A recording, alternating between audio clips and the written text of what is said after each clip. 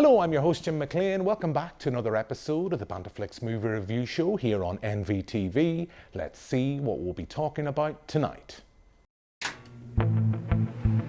We'll be reviewing The Life of Chuck, which is out in cinemas now, and Steven Spielberg's Jaws as it swims back into the big screen to celebrate its 50th anniversary.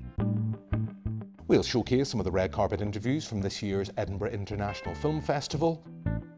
And we'll wrap up with our pick of the streams, KPop Demon Hunters on Netflix. So that's what we've lined up for you tonight, and joining me in the studio this evening is the lovely Danny Brown. Hello, Jim. And making her debut on the show, Anita Jurkovic. Hello. We have a packed show this week, so I think without any further ado, let's move on and talk about some news.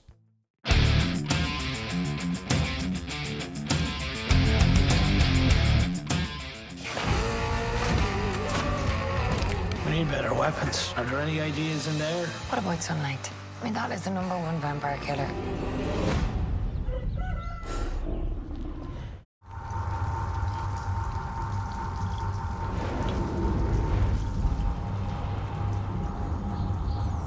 Dead animals.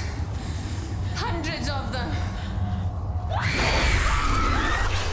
So that's a look at the trailers for The Boys from County Hell and The Descent. Now, viewers, you might wonder why we are showing those trailers.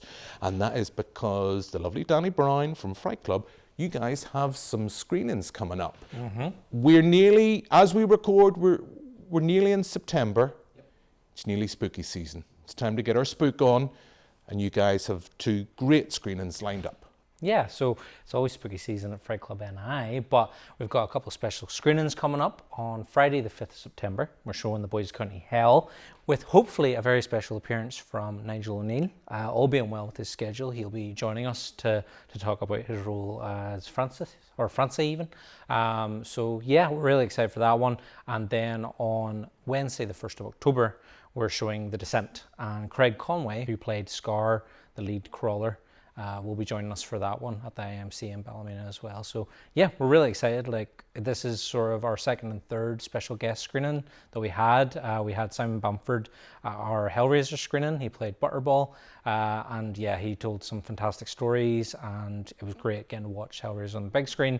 So yeah, it's going to be same again. Lots of great stories during our Q&A from our 2 guests, and getting to watch fantastic films on the big screen. I'm really excited for Boys County Hell because it's local.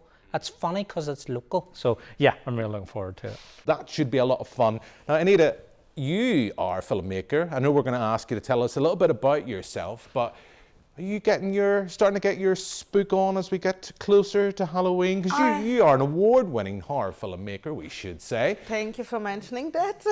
I always love when someone praises me. Yeah, I do have my spook on all the time because I'm a big horror fan, and all of my stories are horror theme-based. So I finished my 2nd script, which is called Whispers from the Woodlands, and I would love to start making it soon. Unfortunately, there's a little bit struggle with funding, but it is... Plug.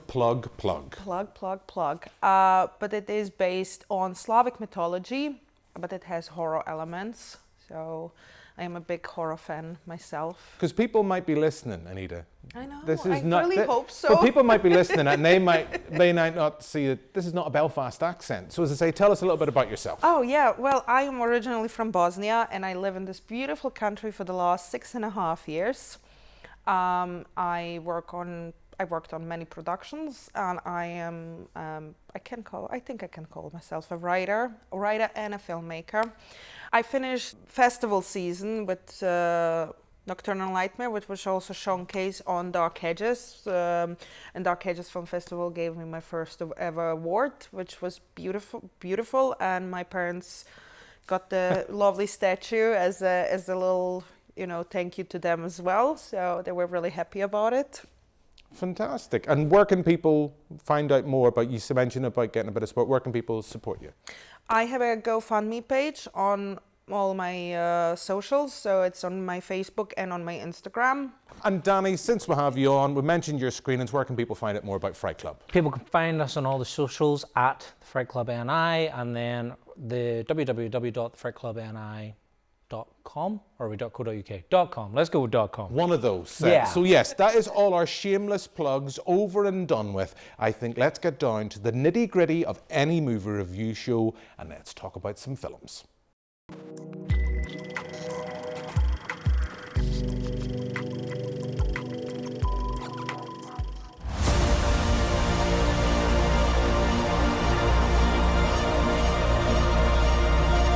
The world, Chuck.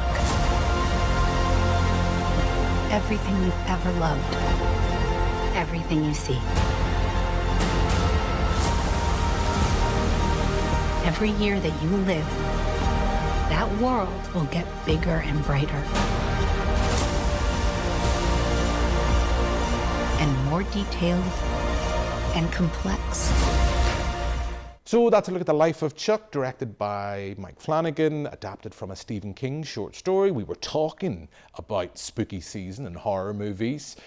Mike Flanagan is known as a director within the horror genre, but this is something a little bit different, albeit still working with a Stephen King short story.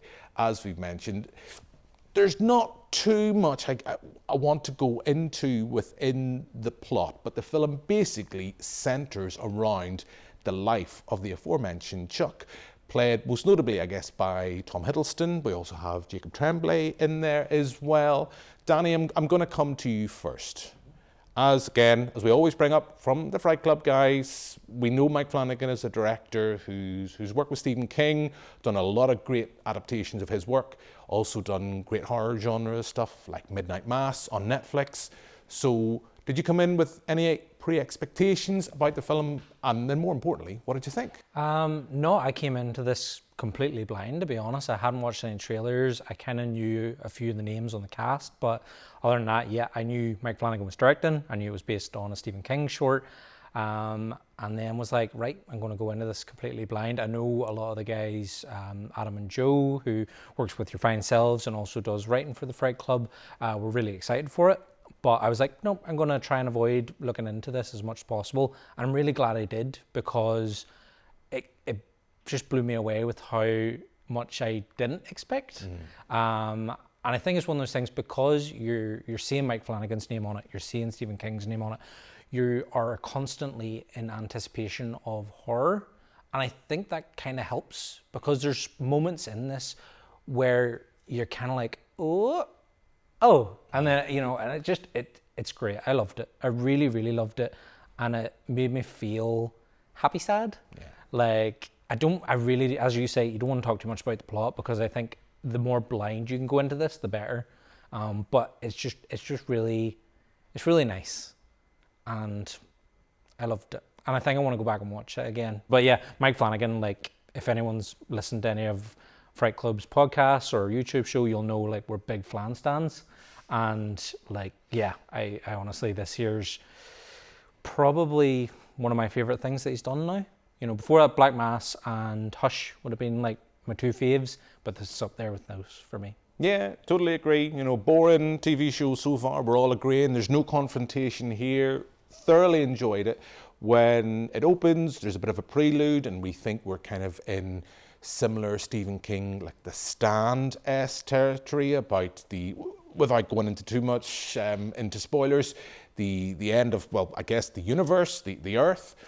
And then as the story unfolds, we come to realize that represents something very different. Thoroughly enjoyed this. Like you, I had a good little sob. It was a very dusty cinema screen when I was watching this. I had a sob at this. And even when it does venture into areas that you think in other films that would be twee or wading through treacle, it manages to pull it off. Like, even with Tom Hiddleston just breaking into to dance on the streets, I find myself going, I am not annoyed by this. Possibly because I love Tom Hiddleston. Tom, hello. But I really enjoyed this. Now, Anita, Danny and I have been waxing lyrical about this. Are you going to make it 3 for 3, or did you have a different viewing experience with The Life of Chuck? Like Danny said, when you told me which movie to watch, I didn't had any expectations either. I didn't even see anything about the movie. I didn't even know it was a Stephen King story. So I went blindly as well. And then I need to, well, my kind of Tom Hiddleston face kind of faded out. So I'm not, kind of faded out with, with I think the last Thor movie. But I was pleasantly surprised.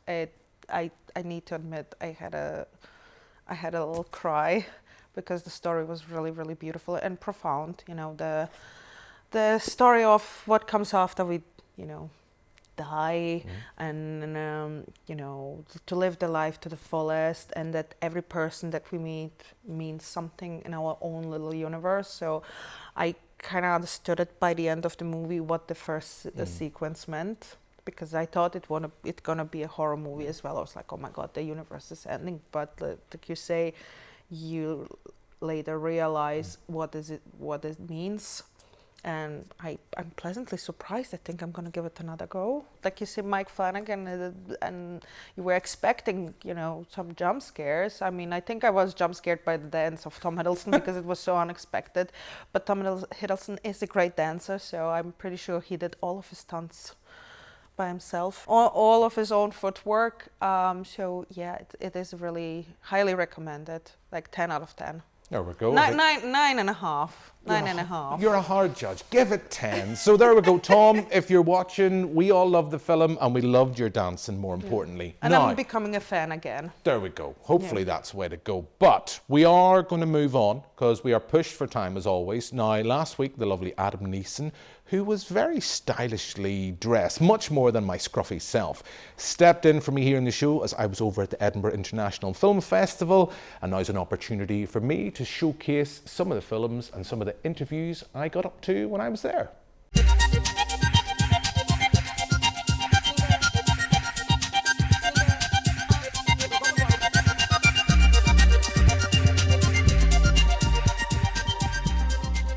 So we're here tonight to talk about Irvine's new book, his 13th novel and his 17th work of fiction. On top of that, he's now a DJ, has his work adapted for radio, TV, film and theatre. Welsh has produced many imitators, but few equals, and he has outlasted them all. I interviewed you 2 years ago. There was another documentary. This seems much more personal about you. Have you found yourself now reflecting upon your process as a writer? I know you're probably just saying no. Yeah, I mean, I will say no, but I tend to be the guy who lets everything filter into the subconscious, and I don't really think too much about something at the time. You know, it's like I kind of trust the subconscious to throw up the goods as and when. You know, so I don't force anything. I mean, I know a lot of writers who have the moleskin in their pocket, basically, and anything they see and any observation, they'll write about the blue sky and the sort of cross on the church roof and the green stuff, or the red bus coming through. I'm not that kind of guy. I trust that these images are going to be regurgitated in some form or other in my subconscious. So I think no, but it's not a disingenuous no. I know it will come up later on. I know it will sort of percolate. Increasingly, life seems fractured. I like to challenge and annoy and disturb and irritate myself in the writing. Tell us a little bit about how this project, this documentary, became the latest project that you have now. So Irvine and I were friends, and I was thinking about a documentary that would, I suppose, explore another side of Irvine that isn't often seen, in the media or online. And I think the trick with it, because I read Irvine's work first of all, in 1996, just after I'd seen Trainspotting, and there's a huge responsibility when you work with a great writer to try and tell their story. But because we were friends and we had a relationship, it took the pressure off in that way. But I suppose the trick was, working out how to tell that story in an adventurous way. So we didn't use talking heads, tried to avoid anything that was, a standard documentary trope, really. But it came about really from wanting to, work together and tell a story about somebody who is hugely important in the culture while they're still here. I mean, I think I've made a couple of films about people that were no longer alive, and while somebody is here and can speak for themselves and tell you their story, it's a great time to get them. We are all connected to a greater force. There's different realities contained within us all, and writing is a way of finding some of these different realities. Can you tell me a little bit about the film? People ask me that a lot, and I say it's a gangster film. It's like when I say it's a gangster film, it's like people will go, "Oh, it's a gangster film. Okay, great." And I kind of the questions moved on because everyone knows what that is. But I think what I want people after they've watched it to come away about is yes, it does go in different direction. But what I do feel, I'm trying to get the soul of these guys too. It was one of those things where you get a script that's so tight and so succinct and clear that actually it was one of those jobs where you can't wait for it to start. Also, the cast involved, you always want to work with good actors, and if it's an ensemble like Barney put together, then it was a real pleasure from day one. Well, I play Ronnie Blake. He's a man who's come out of prison, and he has to do one more job for Mr. Reynolds, so he agrees to do it reluctantly, and it goes a bit wrong. And that's really the beginning premise of the film, and then it takes turns, weird turns from then on. And I'm playing Royce. At the beginning of the film, he's at a place of quite desperation in his life. He's dealing with a lot of inner conflict, and he's at a crossroads where you can make a good decision or a bad decision or anything in between those decisions. And I'm not sure he knows exactly what he wants yet, but he's following what he feels like he should do. You're the baby of the group Yeah. in front of the camera, and then I guess within the cast as well. Was that something you were aware of? What was that like? Because looking at you here this afternoon, seems to be a great rapport between the group, both actors and director. Well, yeah, I mean, it didn't feel, for me being the youngest specifically, it didn't actually feel like I was a baby among adults or anything like that. I mean, I've grown up, my family's I'm quite young compared to everybody else in my family anyway. So being around the guys was nice. Obviously, I was the least experienced person, which was great to feel like you're like bottom of the class or a student who needs to learn the most and everything like that. And all of these guys around me were being so generous and welcoming and warm towards me anyway. So it was just like finding my feet just out of drama school and new experiences. And I believe in this film because I believe it's an accurate portrayal of gangsters, really. I think we glamorise gangsters too much in this country. I think it's an aspect of toxic masculinity. They did a lot of harm to people in my community, and I'm really sick and tired of middle-class people making films about them like they're Robin Hood. They weren't. They were horrible people. And what I loved about this movie was it went into that. It went into the idea that these gangsters are creating a hell for themselves of their own making. And so when I sign up for that, once I believe in something, I also believe that making a film is a collaborative art form. So then I join in with everyone else, and I just become part of the ensemble.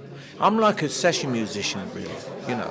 And the writer's written great music, and the director's a conductor, and we play the notes. But I can't play the notes thinking this is an Eddie film or this is a Tienne film. We've got to be like the Wrecking Crew, you know what I mean? We've got to be there, and I've got to play the bass, he's got to play the trumpet, and we've got to make good music. I was nearly tempted to go, you're playing the notes, but not necessarily in the right order. I was tempted to go for that, but I'll not. That's me showing my age. Gentlemen, thank you very much for your time. Enjoy this evening.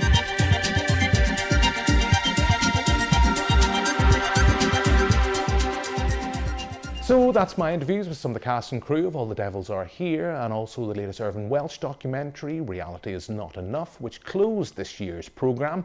And on that note, let's move on to our next movie.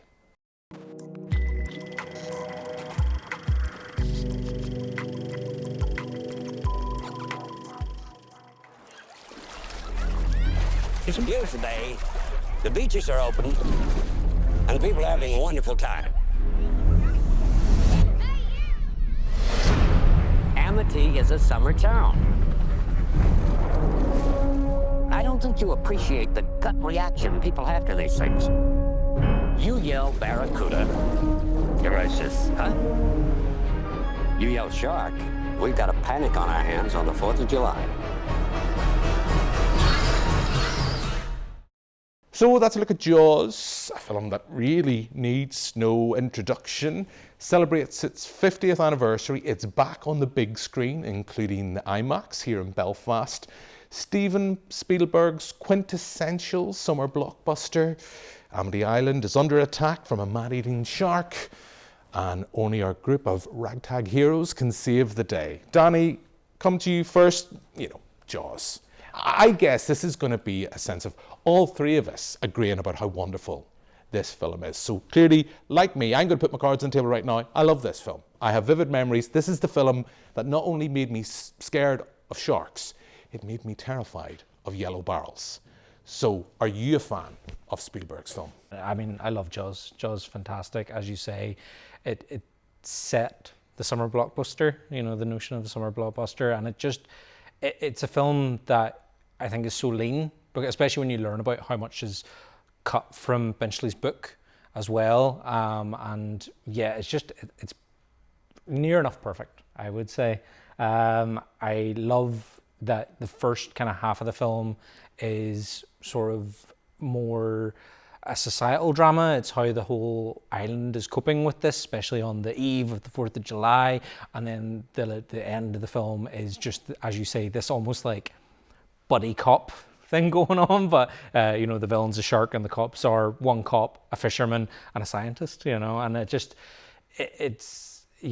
every time I watch it, there's always something else that I either notice or learn, and it makes me love it even more. And just the fact that Spielberg created this after doing the film Duel as well, and you kind of see where he's sort of taken what he did in Duel and has run with it, because he's been given this more developed story, and he's been given a budget, and he's been given all these different means and ways of doing things, the practical effects, which ultimately didn't always work out, and now there's an entire stage play based on that, and it's just great. And I love it so much. It's iconic across every asset of it. As you've mentioned, once it gets to that finale, it's just three men against, I guess, the fury of nature with this aforementioned great white shark. Fab film, fab opportunity to see it again on the big screen. I'm certain I got to see it for the 40th anniversary, and now the fact that it's back for its 50th, and I have the opportunity here in Belfast to see it on the IMAX screen. Other screenings are available. Oh, Danny, you mentioned the 4DX option. That's at Cineworld. Other cinemas are available. That just sounds too much for... I just want to get real sweaty, is all. This sounds like too much for little old me. Now, Anita, this is where we come to you now. We all agreed very much on our first film, The Life of Chuck. We all had a lovely cry, a happy, sad cry during that film. Danny and I have been very positive about Jaws. You said something before we started to record, so I'm where you went in on Spielberg's film. So again, I need to, because I feel like a lot of people are going to attack me. I'm going to say it's a safe space. I'm going to say, from a cinephile and someone who studied film, I would say it's a perfect movie. It's a great Steven Spielberg movie, but I think it was because I read after that movie that a lot of people killed sharks. So that's, for me, it's kind of, because I do love sharks. I think they're really cool, and they're not as bloodthirsty as the movie is presenting. I'm not hating it. That's the only fact that I'm hating, because of sharks. But from a movie lover perspective, I think it's a great movie. It has all the build up and anticipation, and then we finally see the shark. I was really young when I watched it the first time, so I got really spooked the first time I watched it. I think I was 11, because my dad is a movie lover as well, so he would force me to watch, and then he was like, why do you love movies so much? I was like, it's your fault. So I would say Jaws is, I would say, my top 5 Steven Spielberg movies, so it's maybe 4th, I would say. I would put it on 4th. So I'm agreeing that it's a great movie, but the only thing that I have is because of the sharks. It's a great movie, but won't somebody think about the sharks? Would someone think about the sharks? Somebody yes, think about you. the sharks. They are yes. not as aggressive as the movie presents to be. Yes. Cinema has lied to us all Cinema these has years. lied. Sharks are amazing. No. As we mentioned, it would be remiss of us not to take the opportunity to mention the fantastic score. And I'm sure the three of us here in the studio could wax lyrical about John Williams' iconic creation. But we thought there was no better man to talk about that, about the score, than the lovely Tim Burton from the Braid Film Theatre.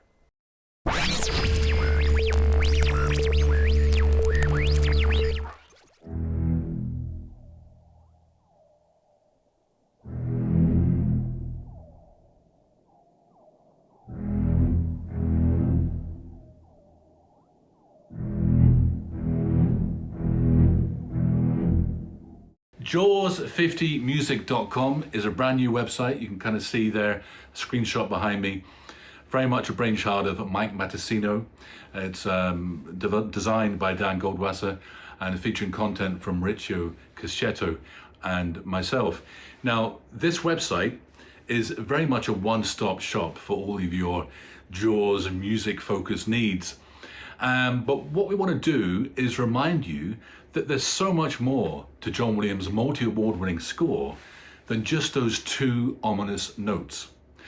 Well, on Saturday, the 6th of September at 3 p.m. at the Queen's Film Theatre in Belfast, we're going to be doing a special kind of overture event before a screening of the brand new remaster of Jaws, which, by the way, has never sounded or looked as good. So we're going to be in Screen 1 at the QFT in Belfast, and we're going to feature some of the best next generation musicians from the Ulster Youth Orchestra. They're going to perform a little chamber setting, a montage of some of the best music from the Jaws score, in addition to some special audio and video clips produced by Maurizio Caschetto, which will really be quite a treat for the audience because they haven't been seen or heard since the scoring stage in Hollywood 50 years ago. I mean, how cool is that? So I can't wait to share that with you. Join us at the Queen's Film Theatre in Belfast on the 6th of September at 3 p.m. and then point your browser to jaws50music.com.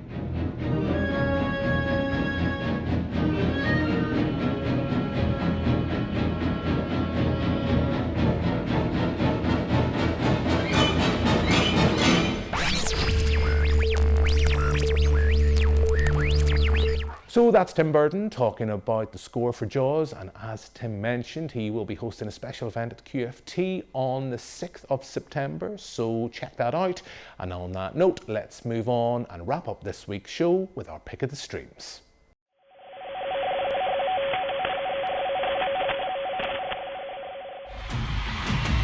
They're stealing the souls of our fans?